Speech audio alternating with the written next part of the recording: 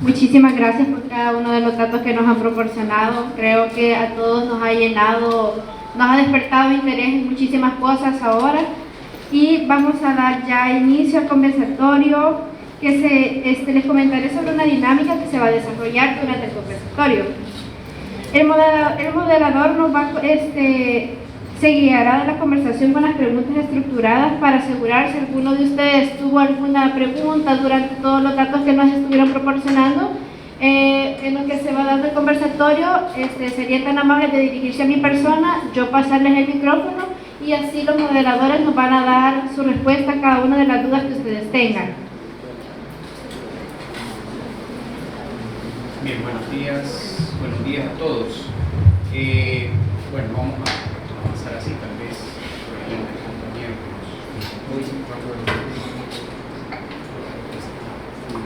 Sonido. Apagado el micrófono. Sonido. Ahí. Bien, buenos días. Vamos a ser breves por el desfase que tuvimos. Lamentablemente hubo una situación, como ustedes saben, que esto estaba prevista y eso generó un poco el retraso. En primer lugar, pues agradecerle a José Carlos, agradecerle al licenciado Marvin la oportunidad que nos dan de tenerles este día.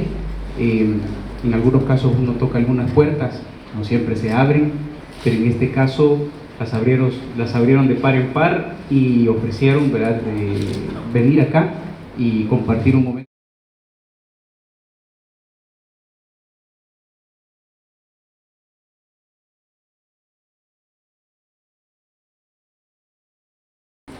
Producto de las charlas que nos han compartido anteriormente, pienso yo que vamos a tener un panorama más claro, más abierto. Yo traería una serie de elementos que me gustaría tratar, pero casi que el 90% ya fue tratado, así que eso ha sido ya un gran avance. Por lo tanto, me gustaría saber si alguno de los presentes en audiencia tiene alguna pregunta que le gustaría hacer para proceder a ello, y luego pues más o menos solo dar un par de puntos que me gustaría tratar para finalizar, así que me gustaría saber si alguien tiene alguna pregunta.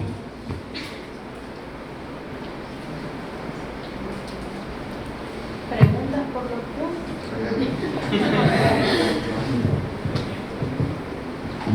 Un punto por pregunta. Buenas tardes a todos. Muy bonita la ponencia, sinceramente.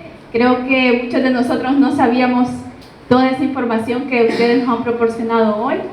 Y pues ustedes son unas personas muy cultas y me gustaría saber cuándo fue que surgió como ese deseo en poder conocer sobre la cultura. Porque veo que ustedes son unas personas muy como apasionadas. Y siento que eso es lo que nos hace falta a muchos de nosotros, o sea, conocer de dónde venimos y conocer cada uno de esos detalles. Entonces, ¿dónde o cómo surgió como ese deseo de poder conocer sobre la cultura? Perdón, en nuestra experiencia personal. Sí. Bueno, en mi caso, digamos, mi mamá fue la que me inculcó. Y a mi mamá, a mi madre le había inculcado eso su tía abuela, que es originaria de Suchitoto, capital cultural de El Salvador. Mi tía abuela había puesto una escuela en su casa,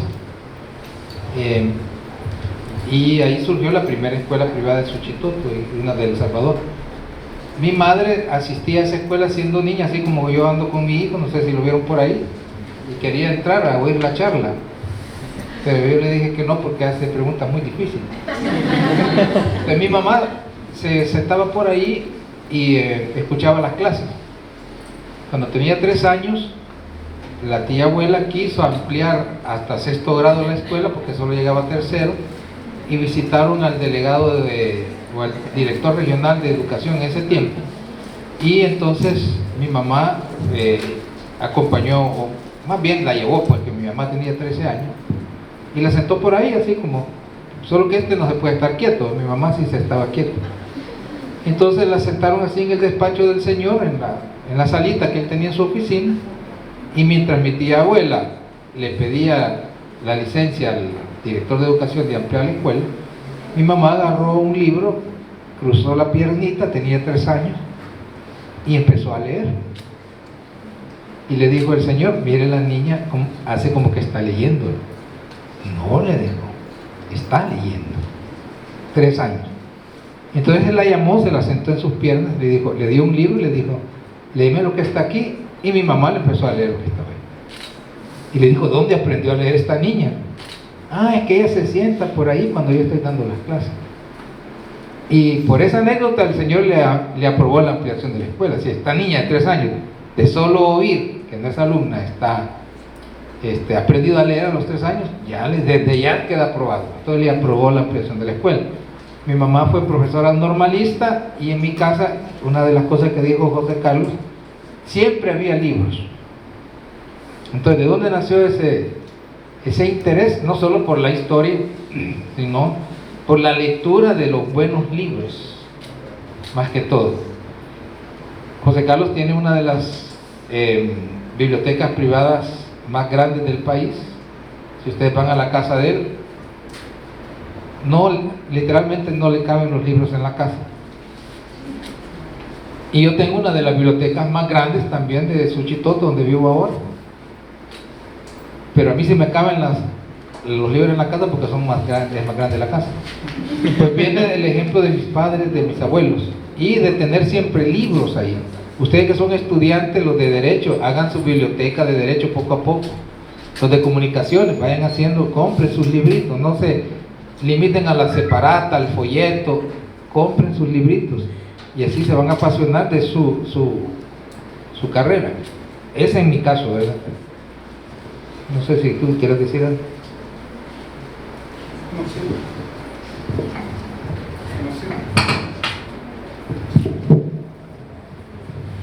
Bueno, mi experiencia es similar, porque yo creo que así es todo el mundo, es una cuestión familiar. En mi caso fueron mis papás, mi hermano mayor, una tía, que fue la que permitió que la biblioteca de la familia terminara en mis manos. Pero pude haber pasado por alto todo ese tipo de situaciones. Es decir, pude haber ignorado todas las señales familiares, porque hay más hermanos que tiene Marvin. No voy a hablar mal de los hermanos de Marvin, pero Marvin fue el que aprovechó esa situación, otros no. Entonces la invitación para ustedes, estimados amigos jóvenes, es: cumplan el 4º mandamiento, honren a sus padres y a sus madres. Eso implica también a los padres y a las madres de sus padres y de sus madres, a sus abuelos, a sus tíos, a sus bisabuelos. Es que yo no sé quién es mi bisabuelo, averigüen, se van a topar con sorpresas. Yo tarde descubrí, o caí en la cuenta, me di de la cuenta de la importancia de que mi abuelo, al que le decían el negro y el indio, era un intelectual de horizontes intelectuales vastísimos, que había escrito incluso libros y que yo no los había leído. Ustedes, al honrar a sus ancestros, a sus abuelos, a sus padres, van a ir descubriendo cosas buenas que intentaron enseñarles y que nunca aprovecharon. Háganles caso, sigan los caminos buenos en los cuales ellos les inculcaron, guarden la fe de sus padres, guarden sus consejos, y estoy seguro que muchos de ustedes ahí van a encontrar las energías para leer. A los estudiantes de comunicaciones, por cierto, yo estudié comunicaciones en la escuela de Mónica Herrera, soy asesor de comunicaciones integrales de marketing. En la universidad les van a dar cierta estructura mental, pero nada más. Si quieren saber de comunicaciones, lean a Al Ries, así se escribe. En particular, su libro El posicionamiento, la batalla por su mente. Yo les voy a enseñar el núcleo de todas las comunicaciones modernas. Hay muchos libros similares, hay muchos libros que pueden ayudarles a reforzar eso, pero esa es la más importante. Pueden, creo, descargarlo en internet, es gratis. Lean eso. Si no leen eso, no van a saber de comunicaciones ni madre. Así que lean ese libro para empezar. Ahora, te conste, este es un libro más o menos reciente, de hace unos 30, 40 años. Sin embargo, a pesar de ser más o menos viejo, guarda frescura y guarda, más allá de los ejemplos que tal vez son anacrónicos, guarda validez completa. Sin embargo, hay otros libros mucho más importantes que ese que les van a ayudar a pensar mejor, ¿verdad? Literatura, historia.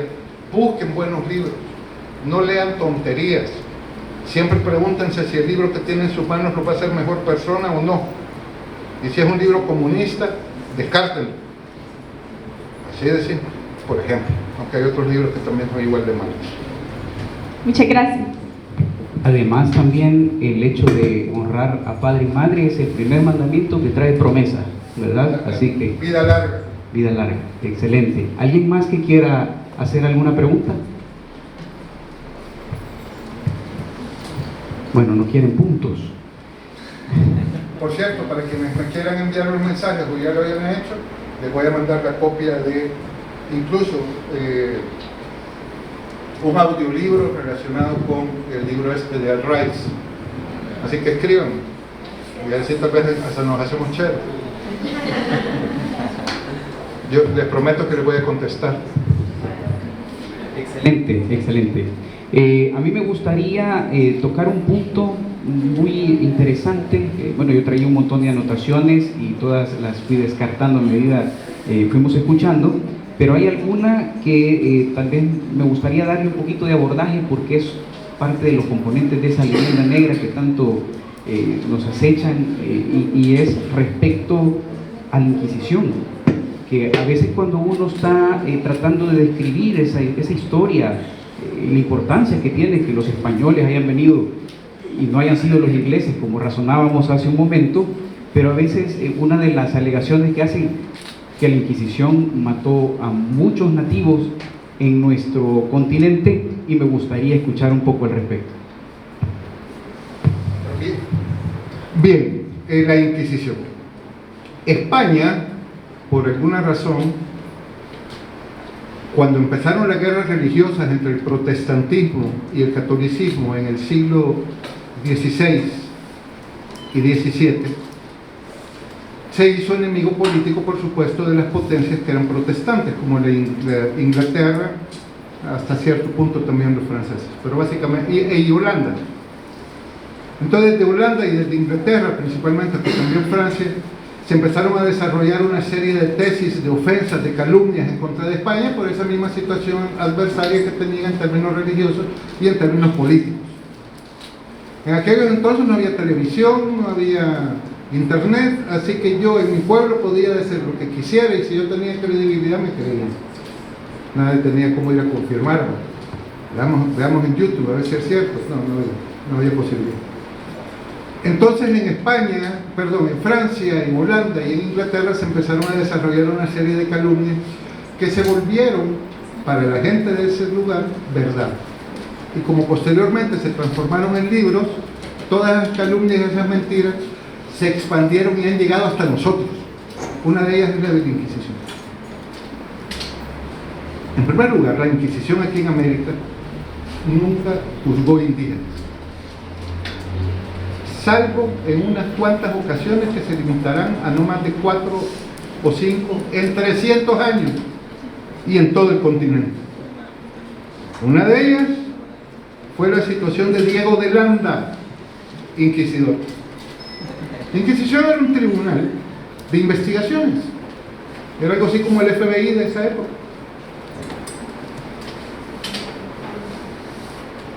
No vamos a hablar ni explicar la Inquisición en general, solo quiero abordar la cuestión negativa que se dice de ella y que lo relacionado con América, porque eso merecería solo un evento como este.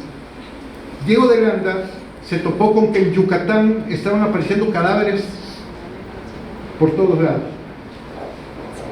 Y entonces fue a investigar, él era el jefe inquisitorial. Y al hacer los exámenes de los cadáveres y al estar examinando los testigos, se dieron cuenta de que esos cadáveres además estaban carcomidos, es decir, empezados a devorar. No, aquí hay gente que quiere revivir el indigenismo, ¿verdad? Después de que ya habían evangelizado a la gente y les habían enseñado que ya eso de comerse entre nosotros no era buena idea, pues. Y la gente dijo, ok, sí, lo bauticémonos, está bien, no lo hagamos ya. Pero empezaron a revivir eso.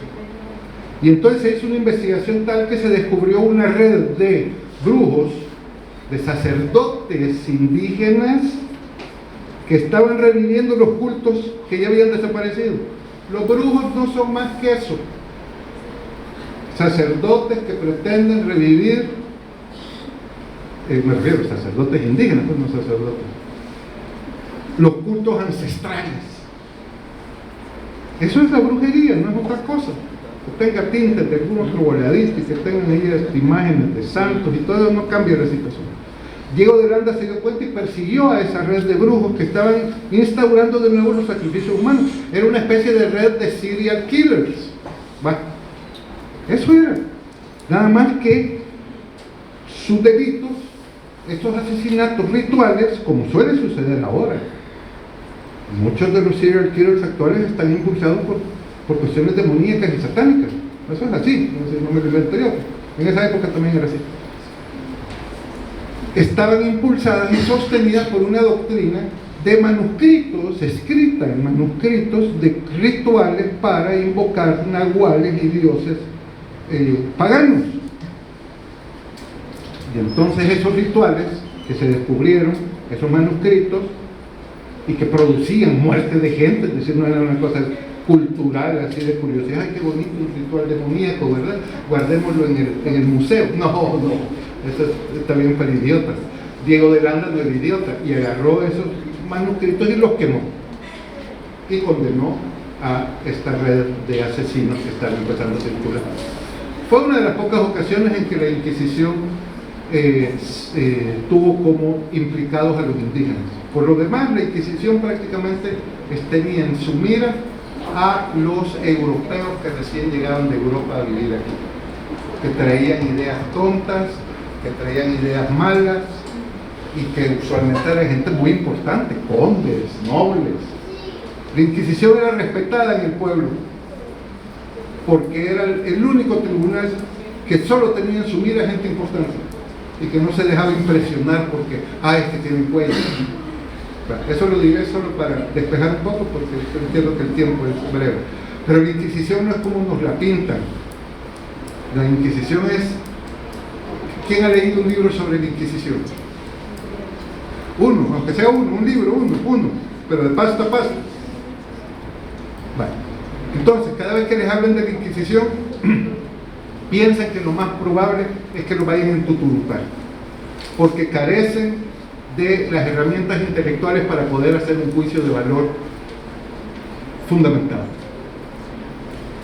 Y normalmente cuando la gente habla de la Inquisición es para entuturutarnos. Yo no lo voy a hacer ahorita para que no crean que quiero entuturutarnos, pero si lea. Y algún día tal vez hablamos de ese tema. Pero sí, la Inquisición aquí, por ejemplo, Matías Delgado era jefe inquisitorial de San Salvador. Jamás juzgó a un indígena. Jamás. Los indígenas aquí era gente sensata, pues gente inteligente, gente que se tomaba su fe cristiana en serio. No había nada que andarles recriminando. Si los pecadores y los más agresivos eran algunos españoles, algunos, y a quienes se les ponía paz, por cierto, porque como bien dijo Marvin Portillo, venían españoles que no les había costado nada la conquista y venían a querer disfrutar de las cosas, pero eso no pasaba pero ni medio día hasta que ya los misioneros aquí les ponían paro. Y las leyes, es decir, aquí, si bien es cierto, hubo conatos de abusos indígenas, por lo general no existían, gracias a las leyes que España puso para proteger a los niños. Bien, no sé si eso contesta a tu pregunta. Y yo tengo una duda. Alrededor de la escuela, la educación básica de segundo ciclo para arriba, nos enseñan supuestamente la cultura y la independización y todo lo que se vivió en nuestro país. Y yo tengo una duda de que yo siento que ahorita acabo de aprender todo lo que no aprendí en todo ese ciclo. Y yo quisiera saber por qué nos han pintado ese tipo de educación así, cuando en realidad no es así, porque ahí, en las clases se han saltado muchísimas cosas que ustedes nos han venido a plantear acá. Y yo tengo esa duda que por qué, no sé, por qué nos quieren tapar eso, por qué no quieren que sepamos eso. Exacto, ajá. Porque por todo lo que nos han dicho ustedes, no es ni siquiera la mitad de las cosas que nos han enseñado, los temas que han tocado. Y yo tengo esa duda.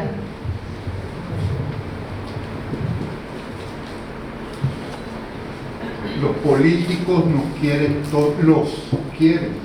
y nos quieren tontos, nos quieren superficiales, que nuestra conversación sea sobre si está lloviendo o no, sobre si me maquillé hoy o no, sobre el nuevo juego de video que hay. A eso nos quieren los políticos. No les interesa que pensemos, que desarrollemos la curiosidad. Por eso aquí no hay preguntas. Ya el daño que tenemos es grave. El daño que yo tengo y que sufrí por este mismo intento y por esta misma educación que tú señalas, a mí ya me hizo destrozos irreversibles. No permitan que con ustedes pase lo mismo.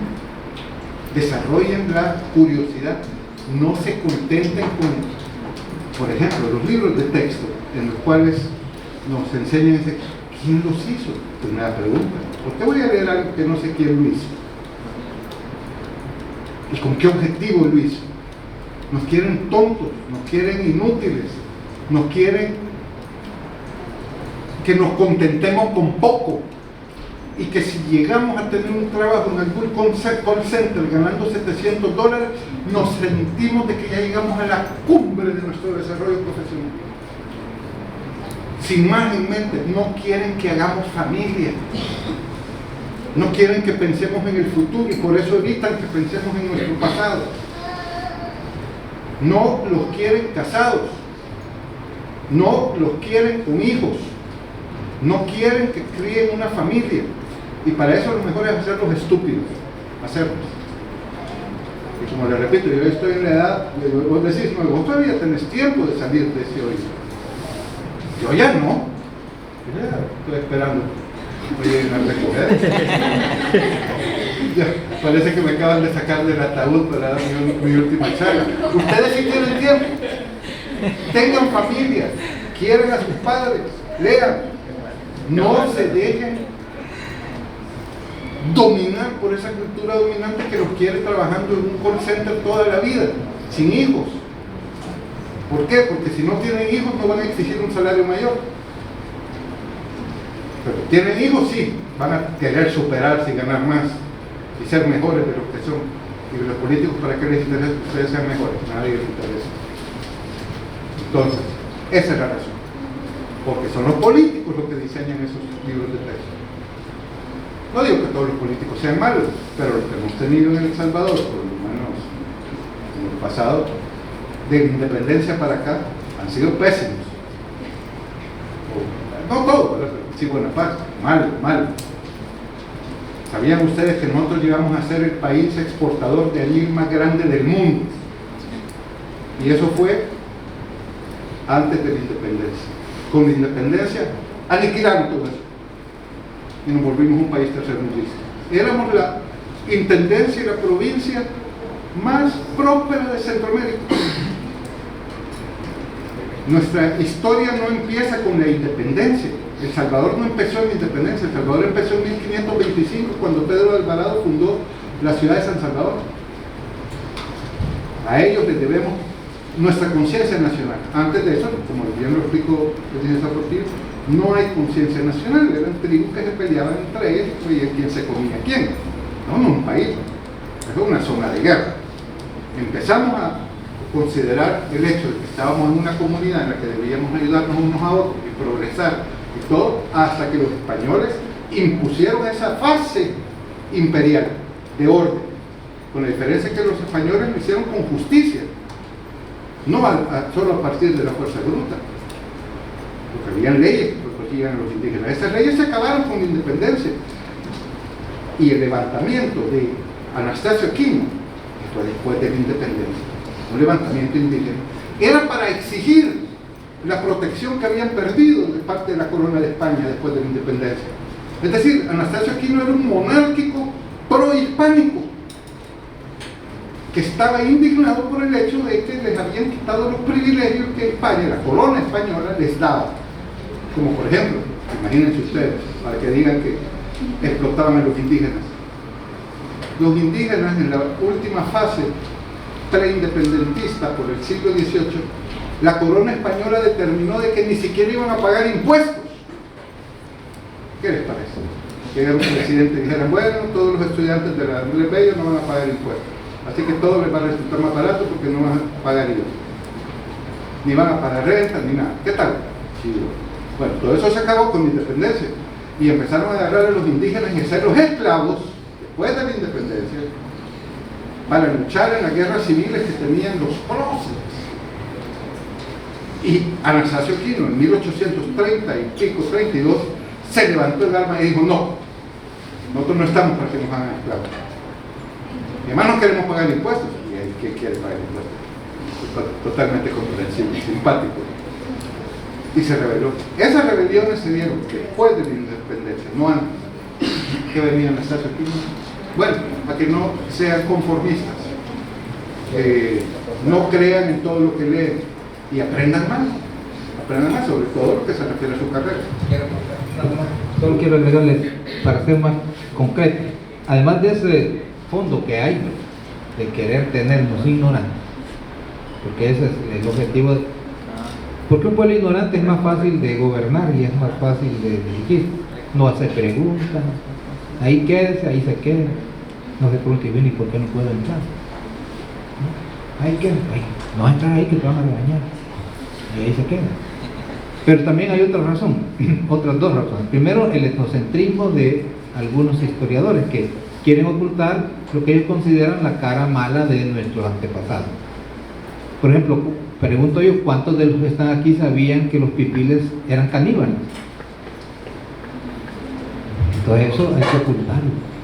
Justo por eso preguntaba yo, porque, o sea, nos han planteado de que los malos de la historia siempre fueron los españoles, que ellos nos vinieron a esclavizar, que ellos nos vinieron a hacer todo eso, pero más nosotros no agrega, porque ahora más que todo los libros de texto son también de parte del gobierno, porque al final son libros que de 160 páginas y solo son pedacitos de texto, exacto, y como que aparte de no poner toda la historia completa, es como que solo ponen lo superficial de lo, digamos que lo que todo mundo sabe, no se adentran más al tema. Y por ejemplo, yo mi hermana va a sexto grado y yo le ayudé a hacer una tarea de esas, y yo me acuerdo de que, bueno, daban libros, pero eran unos libros viejitos, y como que los han ido supuestamente actualizando y como que van perdiendo cada vez más y más información. Porque yo me imagino que le preguntamos a una persona de la tercera edad, o digamos que así como personas como ustedes, que le... a viejitos como nosotros.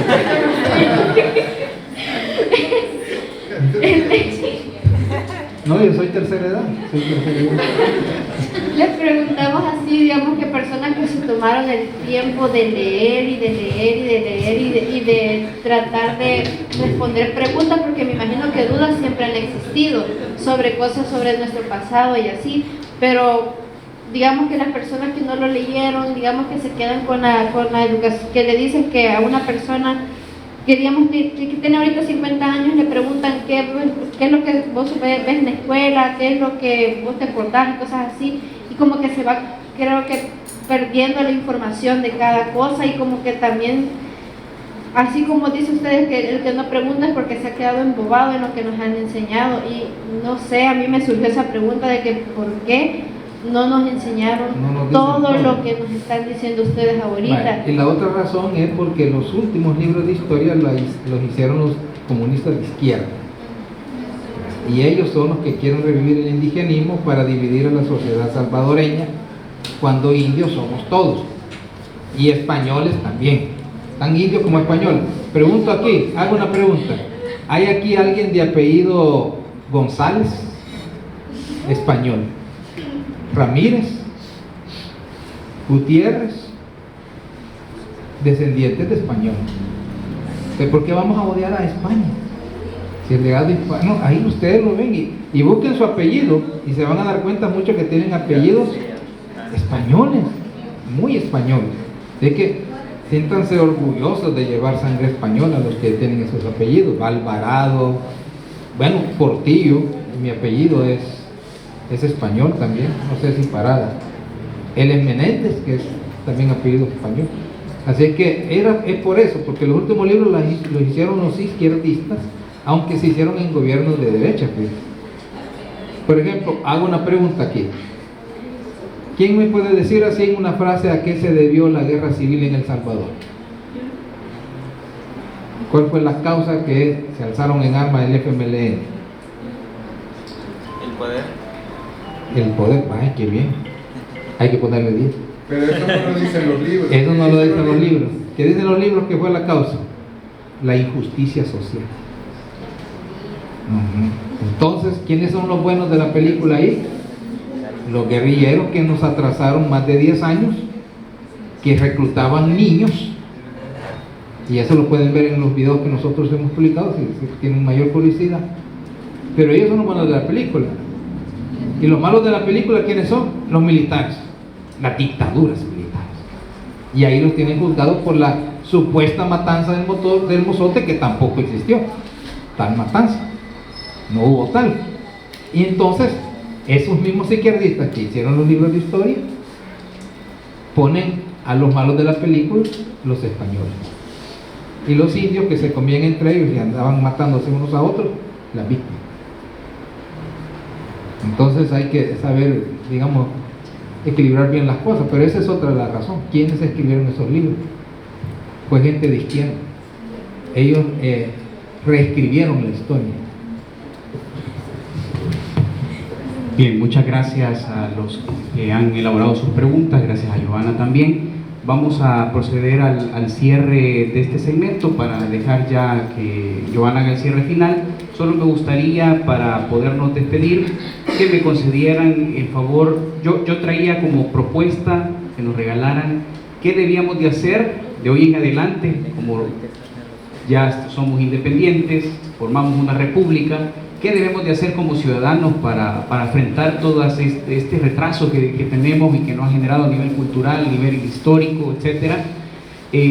Por cuestiones de tiempo, tal vez, sumado a alguna despedida de unos 2 minutos cada uno, si me hace el favor. Bueno, como cierre quiero subrayar algo que se ha dicho ya varias veces, pero quiero explicarlo, no explicarlo, sino expresarlo de una manera indubitable. Cuando los españoles vinieron acá, la inmensa mayoría de los indígenas se les aliaron para buscarlos como aliados para librarse de las tiranías que los estaban liquidando en los sacrificios humanos. Y así los tlaxcaltecas, los cholultecas y todas las tribus que dijo el licenciado Portillo se aliaron con Hernán Cortés, y juntos todos esos indígenas vencieron a la tiranía azteca que los tenía. Igual sucedió con los incas en Sudamérica, con Pizarro, y lo mismo sucedió en Guatemala con Pedro Alvarado, que estuvo en el mismo punto. Entonces, los indígenas, los que realmente eran indígenas en esa época, vieron con alegría y satisfacción la venida de los españoles. No veo yo por qué ahora los indígenas que estamos ahora y que ya no estamos sufriendo esa realidad tengamos que enojarnos. No tiene sentido. Bien, eso por un lado. ¿Cuál es el consejo que les dejo? Pues el mismo que les di. Quieran a sus padres, honren a sus ancestros, formen familia.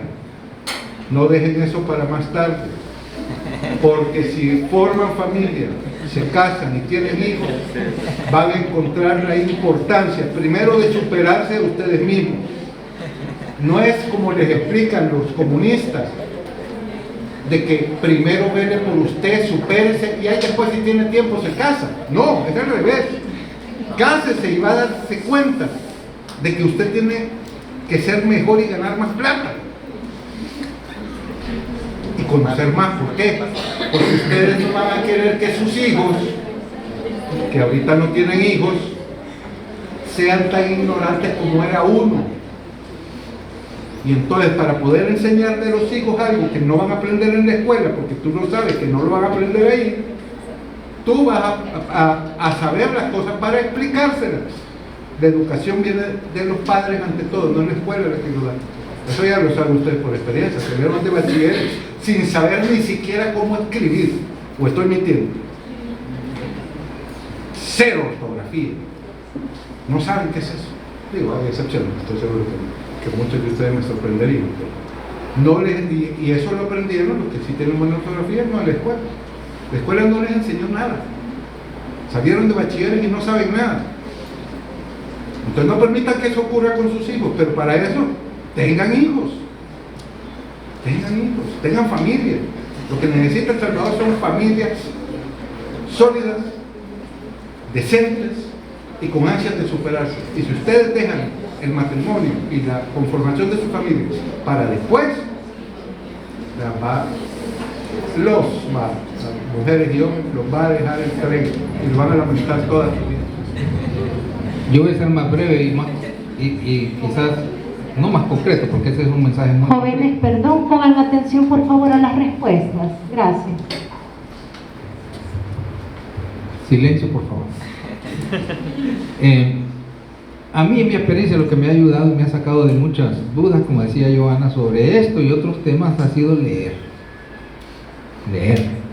Y a mí me enseñó mi madre, pero también tuve un buen profesor de gramática en la universidad que nos decía: vayan haciendo su propia biblioteca. Y desde entonces fui comprando libros.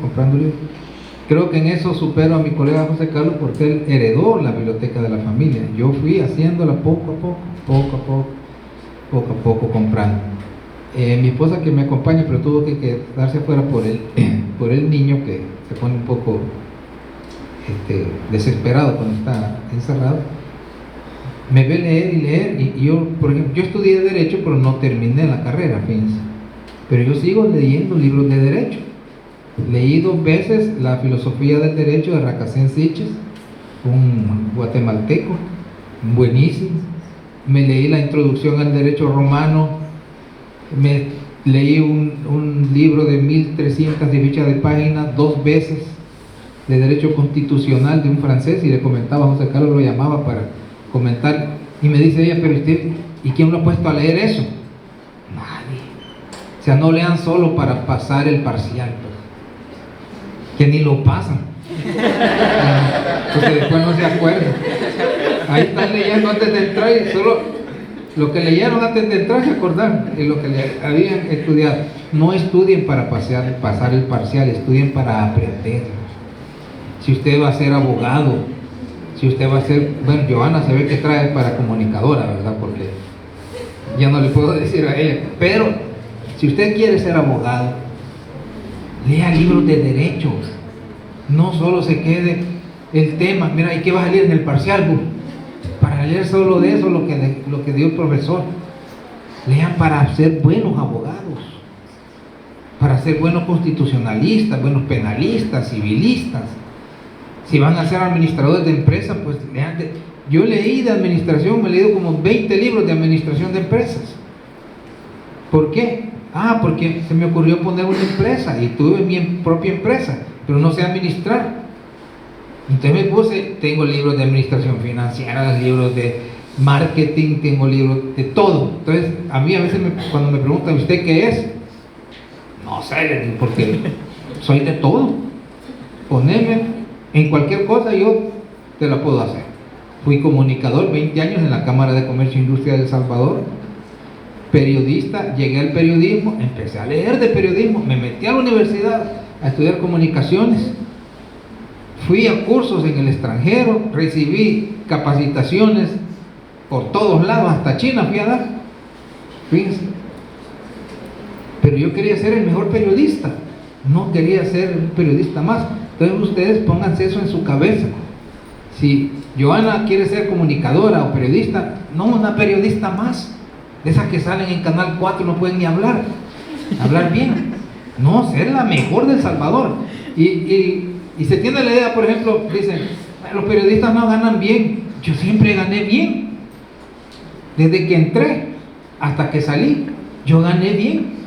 ¿Por qué? Porque no era un periodista, soy periodista premiado. Me metí a estudiar periodismo económico, porque me gustó el periodismo especializado, y fue el primer periodista especializado del Salvador, fundador de la sección de negocios del Diario de Hoy. Y ahí está, yo la dejé ahí. Y como me gustó tanto, FUSADES dio un curso de economía y yo lo fui a recibir. Y dijeron, cuando dieron las notas, mandaron una carta al diario, porque era un curso evaluado de 6 meses, felicitando al diario porque el representante del diario, que era yo, había aprobado el curso con la nota más alta. Y habían mandado a 3 del diario, no solo a mí. Y habían dicho en la redacción del diario, el que apruebe ese curso de economía política con la nota más alta, lo vamos a mandar a México a recibir un curso que va a dar el Banco Mundial y el Fondo Monetario Internacional. Y como yo me gané la nota más alta, me mandaron a estudiar a México con el Fondo Monetario, el Banco Mundial y el Banco Interamericano de Desarrollo. Y de ahí me metí a estudiar economía, a leer economía, a elaborar libros de economía. Y cuando yo iba a las conferencias con los ministros de economía, con los economistas de FUSADES, de cualquier, me trataban como un igual porque yo hablaba el idioma de ellos. ¿Y qué hacían los otros comunistas? Se esperaban.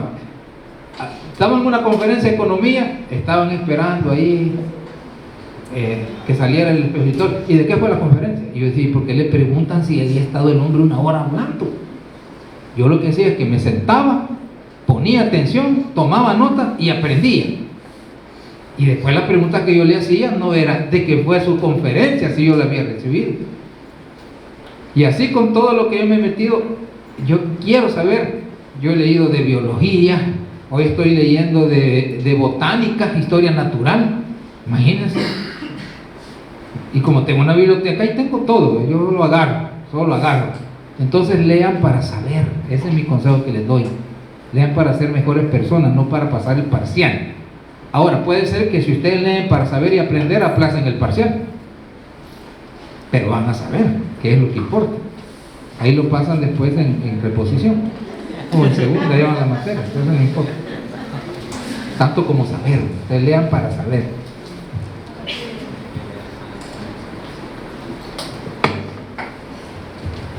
Le damos las gracias a nuestros moderadores por cada uno de los datos que nos han brindado el día de hoy. Creo que a todos nosotros nos ha despertado un nuevo interés en cada dato que ellos nos han brindado, y muchas gracias por lo que me dijeron de manera de comunicadora. Muchas gracias, y igual gracias por cada uno de los consejos que nos han dado. Creo que nos ha motivado todavía a ser mejores personas, para llegar a ser mejores profesionales y tratar de que el país ya deje de tener una mente podrida, porque lo que necesitamos es saber cosas sobre nuestra historia, exactamente qué es nuestra historia, no lo que nos han planteado hasta el momento. Darle las gracias también al ingeniero Cristian Morales por haber organizado el evento y por tener unas buenas preguntas, buenas anotaciones sobre el camino que también los moderadores nos han brindado. Y agradecemos profundamente a las autoridades de la universidad, coordinación, dirección y decanato por brindarnos los espacios de diálogo que fomentan el enriquecimiento cultural y académico. Pretendemos conocer y valorar de manera más justa nuestra historia. Finalmente, gracias a todos ustedes por su participación y atención. Esperamos que este evento haya sido muy provechoso por ustedes y por su participación y atención. Hasta pronto, muchísimas gracias. Ahora vamos a dar paso a entregar los diplomas a nuestros licenciados. Licenciada, por favor, ¿nos permite? Muchas gracias. Bueno, muchas gracias a todos y a todas por la presencia que hemos tenido aquí de los licenciados Meléndez y Portillo. Les agradezco realmente como Facultad de Ciencias Humanísticas por todo ese acervo cultural que nos han proporcionado, por las relaciones estratégicas también del ingeniero Morales de habernos traído. Agradezco en nombre de la Facultad de Ciencias Humanísticas para que los chicos de todas las carreras, comunicaciones, psicología, idioma inglés y ciencias jurídicas, pues se apropien de toda esta información tan importante y la sepamos conocer tanto nuestro pasado como nuestro futuro para saber hacia dónde nos dirigimos. Dios se los pague y muchas gracias. Entonces, de acuerdo a darle finalización a este evento, les vamos a otorgar un diploma de reconocimiento a cada uno. La Facultad de Ciencias Humanísticas de la Universidad Dr. Andrés Bello extiende el presente reconocimiento a Marvin Portillo por su contribución a nuestra comunidad universitaria a través de su participación en el conversatorio El Legado Hispano, dado en Sonsonate a los 17 días de octubre del 2024, firmado por la ingeniera Noemi de Pineda, directora regional, mi persona, coordinación de carrera, y el ingeniero como docente de la cátedra. Adelante. Un aplauso.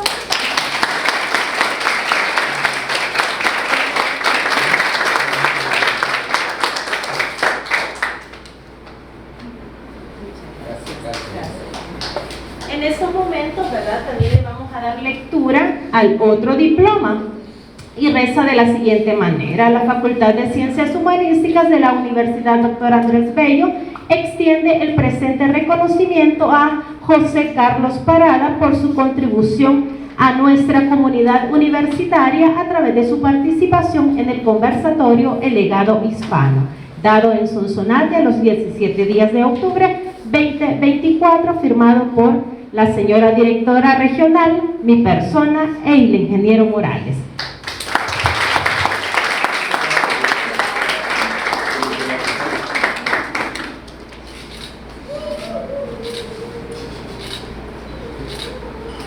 Bendiciones, muy amables. Gracias. Ay, muchas gracias.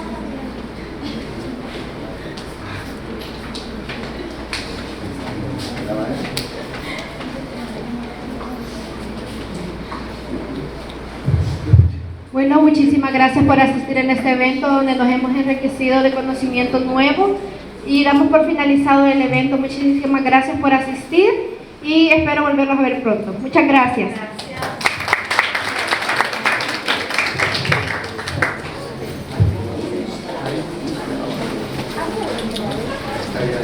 Al fondo del pasillo pueden pasar a recoger un pequeño refrigerio que será